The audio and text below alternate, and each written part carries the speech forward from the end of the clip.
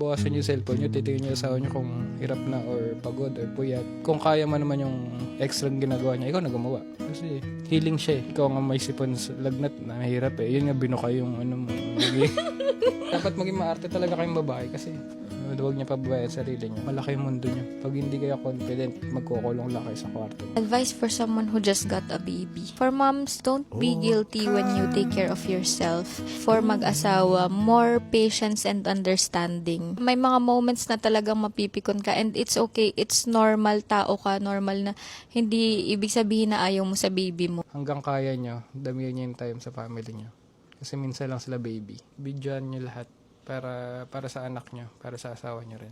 Tsaka foggy din yung memory ng first year, di ba? Bidyohan niyo, picturean niyo yung asawa niyo.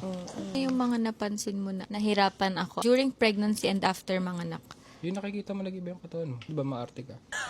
Maarte na positive. Kasi dapat maging maarte talaga kayong babae. Huwag niya pababayaan sarili niyo. Kasi dapat pag confident kayo sa sarili niyo, mas makakagawa kayo ng madami. Malaki yung mundo niyo. Pag hindi kayo confident, magkukulong lang kayo sa kwarto niyo. Bukasan yung cellphone niyo, titingin niyo asawa niyo kung hirap na or pagod or puyat. Kung kaya mo naman yung extra ginagawa niya, ikaw na gumawa. Kasi healing siya eh. Ikaw nga may sipon sa lagnat na mahirap eh. Yun nga binuka yung ano mo. Mas magaan sa feeling yan pag natutulungan niya yung asawa niya. Wawa ka daw. Wawa daw yung mga mami, kaya dapat tinutulungan. Papa.